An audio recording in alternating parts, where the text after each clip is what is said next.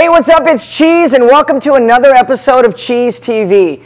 I'm really excited today because we have a great episode for you. First off, I'm going to show you Mike Reed's first ever MMA fight, plus I'm going to sit down and talk to him about his future and what he wants to do in life. We're going to sit down with Defiance Clothing's Crystal and Byron Hewer and talk about their clothing line and where a portion of their proceeds go. I'm going to introduce you to Team Wand from Las Vegas. They are coming here for Babes and Brawls, 4 of Wanderlei Silva's badass fighters coming here to invade Chicago for Babes and Brawls, Vegas invades Chicago. And I'm going to sit down and talk to the current 205-pound cutthroat champion, Mike O'Connor. All right, let's kick the show off with a bang, and by that I mean Mike Reed's MMA debut. Here he is, the War Dog. Your first fighter fighting in this main event sponsored by Defiance Fight Gear. Fighting out of the Babes and Brawls blue corner. He stands 6 feet 1 inches tall. He weighs 170 pounds. From Hemet, California. Fighting for Team Quest San Jacinto. This is Mike Pitbull Hernandez.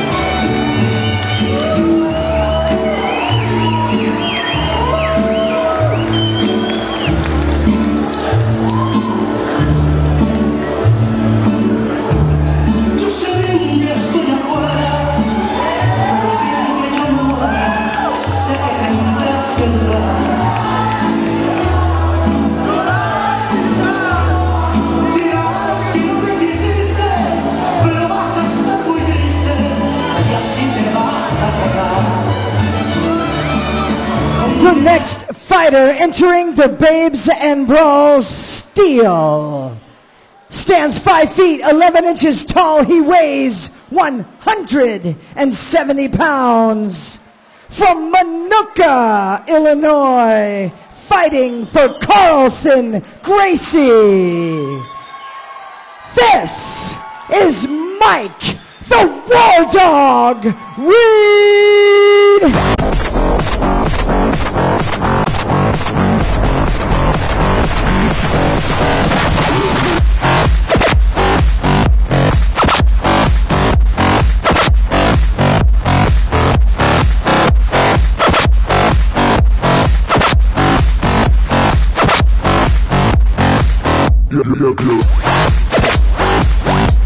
Ladies and gentlemen, this match is scheduled for 3 3-minute rounds.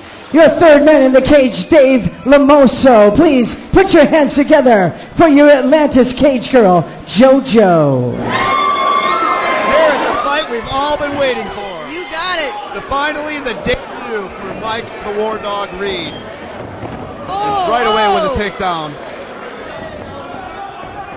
Reed, a good job of getting back up. Now he's in the full guard of Hernandez. No, nice slam by Reed. And here comes the punches by Reed. Mike is coming hard. Reed is unloading punches. Punch, punch, punch. And a good job by Hernandez to get out of that position. Oh!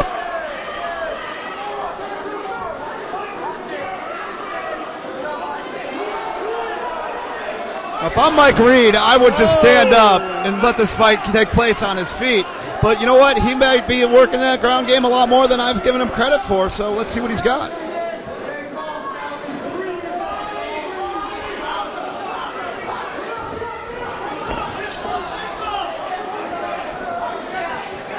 Hernandez looking for the takedown. That's Reed pushed up against.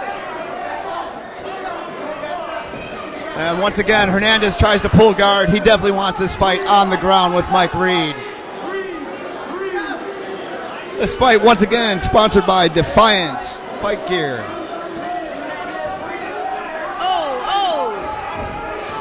Very smart by Mike Reed. Oh, big spinning back fist.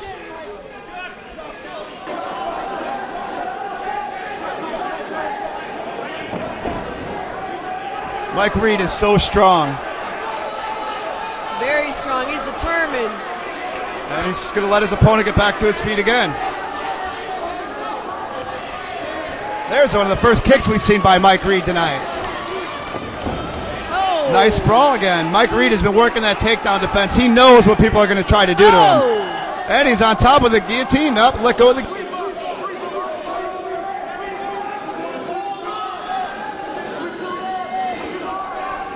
Well, once again, I don't think this is the best place for Mike Reed to be.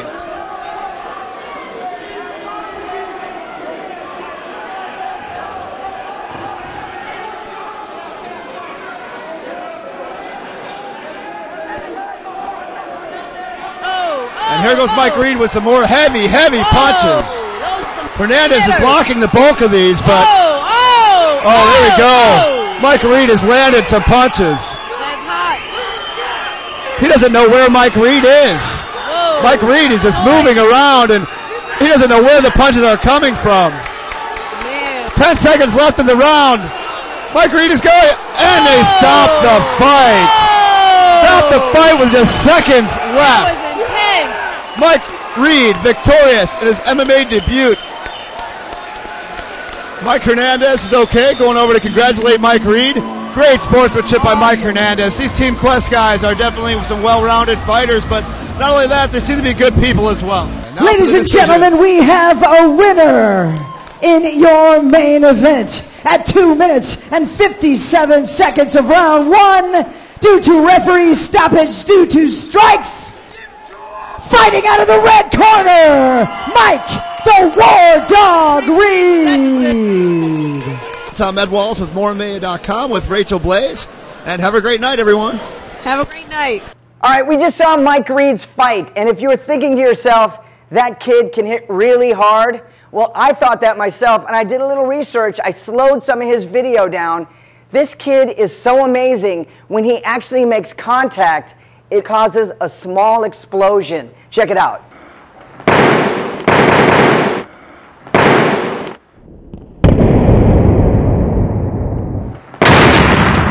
Awesome!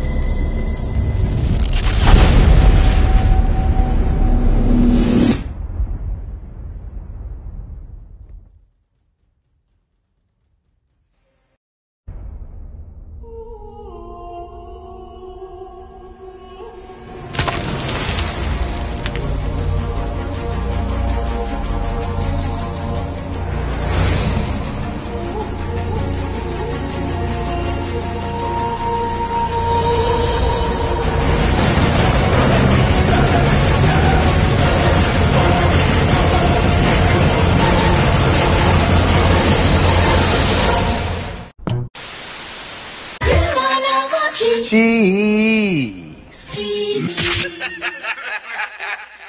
Hey, what's up? It's Cheez, and we're standing with the man whose fight you just watched, the one, the only, Mike the War Dog Reed. Mike, that was your MMA debut.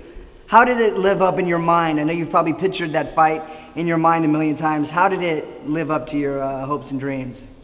Oh, it went pretty good. I pitched it 1,000 ways. He could have stood. He could have went to the ground. He could have submitted me. I mean, for all I know. But I trained real hard and I worked my takedown defense and worked my jiu-jitsu with Mark and all them, and I was able just to always get back to my feet, get where I'm comfortable, and take care of the fight. Yeah, I mean, a lot of people have said, you know, because you've been a Muay Thai fighter for so long, people have said, oh, when he gets to MMA, all they got to do is they got to get him down on the ground and he's toast, because that's all he's got is a standing game. He's got striking, but he's got no ground game. And obviously you've been working on it because it went to the ground a couple of times and you were able to hold your own.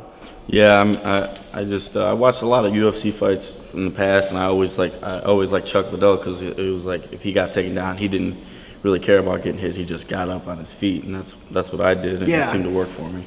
Now, a minute ago you said he could have submitted me and I could have lost. Do you ever picture yourself losing? I always tell myself, you don't do this, you're gonna lose. If you don't try your hardest, you're gonna lose. Because the last thing I ever want to do is lose. So I keep that in the back of my mind. If I don't do this, I'm gonna lose. If I don't do that, I'm gonna lose. So it's always been a motivation to train harder. I just keep it in the back of my mind. If I don't try my hardest, I'm gonna lose. Yeah. The thing about you is you've got the Muay Thai, you've got boxing. You know, a lot of cats, that's all they can do is box. That's all they can do is wrestle. You seem to have a great mixture of all of it. It seems like you could do any one of these that you want, and there's no back of your mind like, man, I really want to go into boxing because that's where the money is, that's where the elite go, or I really want to go to the UFC. It's just it's just wherever the money's at. I mean, we after a certain point, you don't just do it for a hobby, you do it for a living. Yeah. So I need to go where the money's at. Well, you did a great job on that fight, and then everybody was looking forward to it. I know the big MMA debut of Mike Reed, and he did not disappoint. Great job. Thank you. Nice job. My name is Lloyd Carter. I am Tyler Exton. My name is Brendan Hewer. My name is Stephen Holt. My name is Mike Reed. My name is Kaylee Marie, and I am Defiance. I am Defiance. I am Defiance. I am Defiance. I am Defiance. And I am Defiance. Hey, what's up? It's Cheese, and today we are at the Carlson Gracie Team Cologne Gym in Maryville, Indiana. And we are here with Byron and Crystal Hewer, the founders of Defiance Clothes. How you guys doing today? Good. How you doing, Cheese? Good. So, Byron, you're a mill worker. You do custom cycles. What made you get into clothing? Started a couple years ago when my son and his best friend Mike Reed were fighting. We figured there's a need for, amateurs and pros alike that just to start like a small clothing company, give them something to look forward to, come out to wear, and more like a family. So that's what we try to strive for. What does Defiance mean? Defiance to me is basically just waking up every day. You're defying the odds. You're above ground. It's defying everything that's in your life and persevering. So it's basically getting up and doing whatever you do. So if you're a baker and you get up, you're defiant because you're baking. Just anything, anybody's defiant. Beating the odds. As long as they get up and do something. Correct. Okay. Now, you started with Mike and Brendan, and now you've got 11 fighters. Correct. How far do you want to take this thing? I think we want to keep it this small right now. Like I said, we're close knit. We're not like a sponsor and fighters. We're more like a big family. Okay. So we're just going to keep it as it is and just run with it as it is. What draws you to this lifestyle? It's just the excitement. It's to see what everyone sees the end product. No one sees what these fighters go to get to that end. They see the 3-minute rounds and raising the hand, but they don't see the time that's involved in the training. Yeah. And we want to kind of support that and give them what they need. Basically you're putting your life into training. And a lot of these fighters don't have jobs, and their job is training. Yeah. So we want to give them some clothing to wear, to train in, and to kind of show it off and be proud of it. Now, when you sell your shirts, some of the proceeds go back to the Wounded Warriors. Crystal, what is the Wounded Warriors? The Wounded Warrior Project is a project that helps give wounded warriors, soldiers obviously, gives them some training, helps get them into jobs and other things that they can do after they come out of being soldiers. Wounded Warrior Project is all proceeds. Nothing's given to them by the government or anything, so everything comes back as whatever's given to them to keep going forward. So when we donate a portion of our proceeds, it's going to programs to help give them job training and other things to do outside of just the military life. So when they come back from Iraq or Afghanistan and they're injured, you give them the training to get over that injury and then to get back into the workforce so they can sustain themselves. Right, because a lot of soldiers obviously commit their life to being a soldier and that's all they know. Yeah. They're not taught how to use a computer or, job skills like we use day to day every now and then, they got to be taught and learn how to do everything all over again. Nice. And Wounded Warrior Project also helps with their families, finding them housing that they can afford in their transition periods from soldier to civilian life, and it's a good program. How far do you want to take Defiance as a clothing company? Which is a tough business to get into. It's a very tough business. Yeah. But, I'd like to set my sights at it, and we do. How long it's going to take, who knows? Yeah. You know, I think it's a little bit up to us, but it's a lot up to our fighters too. As they excel and we stick by them, it gets our name out there. Yeah, especially if you have a guy like Mike Reed, who's bound to most likely take over the world. Correct. All right, well, thank you guys. I appreciate it. Thank you for everything you're doing. And thanks for taking care of the fighters. Thank you. Thank you. This is your train station, your canvas, your metronome. You traverse the road less traveled. Every win, a friendly hitchhiker. Every loss, an unwanted stowaway. Your cable bridge, the steel threads of your past, suspending the blueprints of your future. Defend what you have built. Go to defensesoap.com to learn more.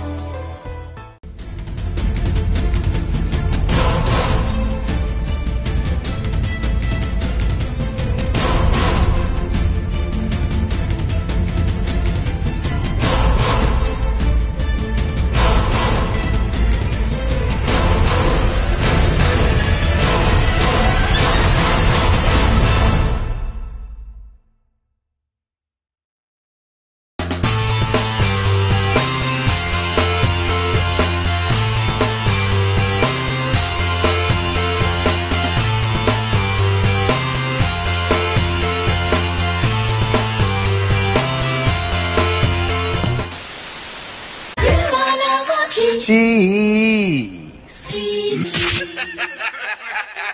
All right, this Saturday night, it's going down at Atlantis Gentlemen's Club. It's called Babes and Brawls. This one is called Vegas Invades Chicago, and it's called that for a reason. Vanderlei Silva is sending 4 of his badass fighters from Team Wand. First up, Chris Hoffman. He's 4-0. He weighs 145 pounds, and he's going to be fighting Matt Shapiro. Check out a little Chris.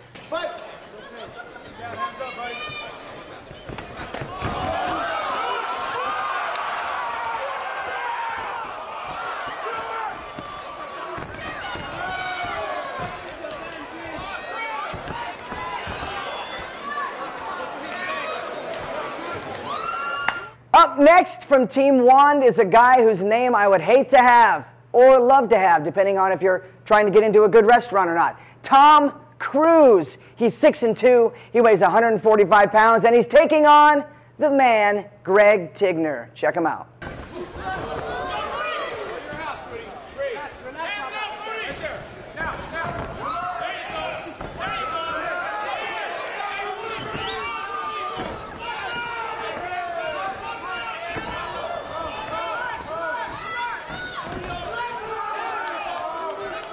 Up next from Vegas is Jason Rivera. He's 155 pounds, and he's taking on local legend Martin Jimenez.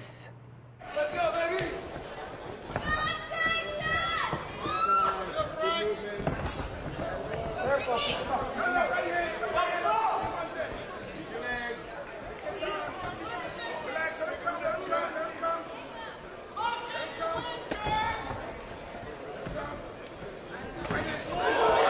Up next is Donovan Freelo. He's 2-1. He weighs 145 pounds, and he'll be taking on Aaron Danger Brooks.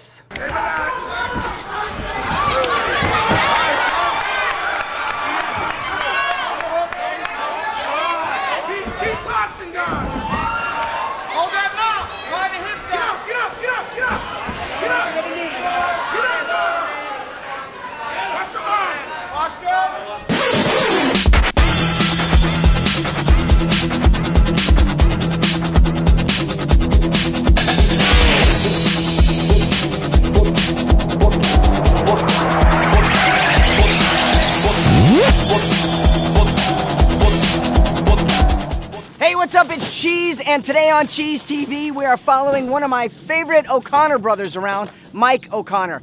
Mike doesn't have the luxury of being able to train 24/7 for his fights.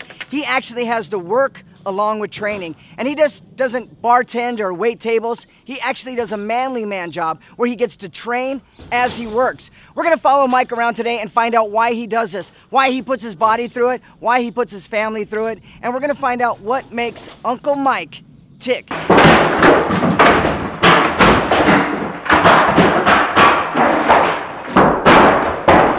Mike, first off, I don't even know what you guys are doing here. All I'm seeing is you guys are taking everything from that house and throwing it in this big dumpster. It doesn't look like much fun to me, but what are you guys actually doing? We're actually gutting the house that had a water problem, so we're taking all the drywall, ceilings, floors, everything out from floor to ceiling, or from the ceiling of the roof.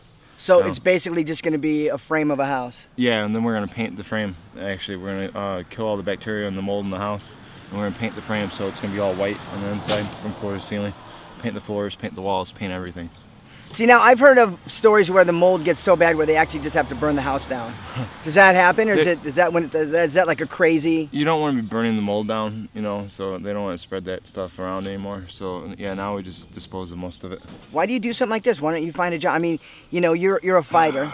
You train twice a day still, or are you still? Well, right now, because we're busy, I'm doing one time a day over at Hackney's. They don't really do a lot of morning classes. All the professional fighters there go at night. That's part of the reason why I went there, is because there's a lot more professional fighters for us to work with.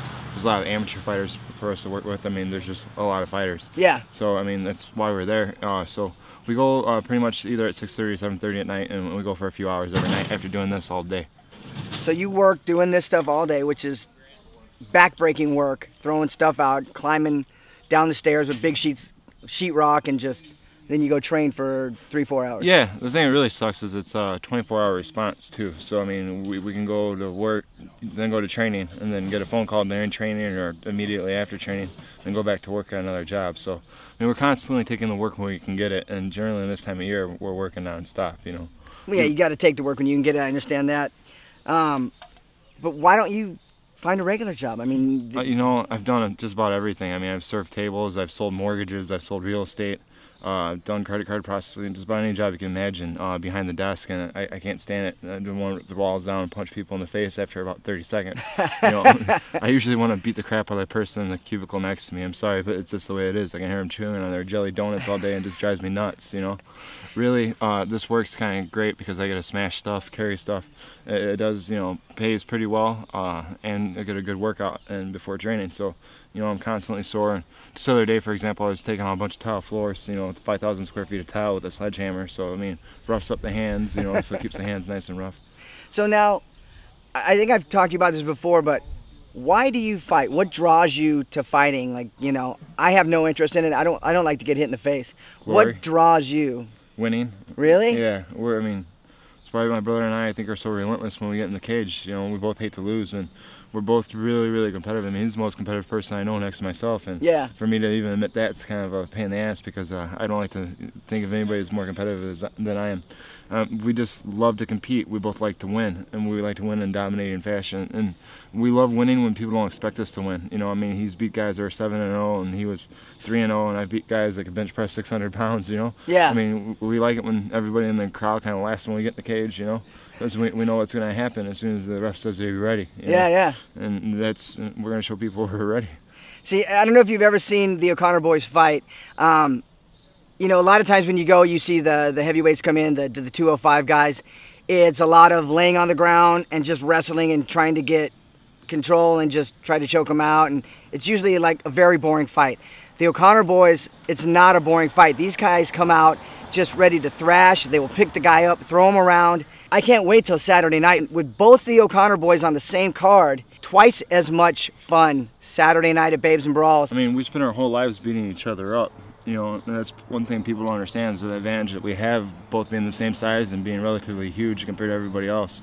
Being as competitive as we are, I mean, he's the toughest fight I have. I mean, the guy who shows up on June 30th, he better come prepared, because look at the monster I'm training with. You know, I mean, really, since birth. You know, I mean, you got somebody equal size, equal strength, and equal determination, punching you in the face at all angles. You know, I mean, whether we're on our back, whether we're standing, whether we're up against the cage, no matter where we're at, we're going to be throwing punches and bunches. So. Yeah, punches in bunches. It's going to be exciting. Saturday, June 30th, Babes and Brawls at Atlantis Gentlemen's Club. If you've never seen one O'Connor boy fight, you're going to get a chance to see two of them. Get tickets online at ctfighting.com, ctfighting.com. Mike and Pat O'Connor.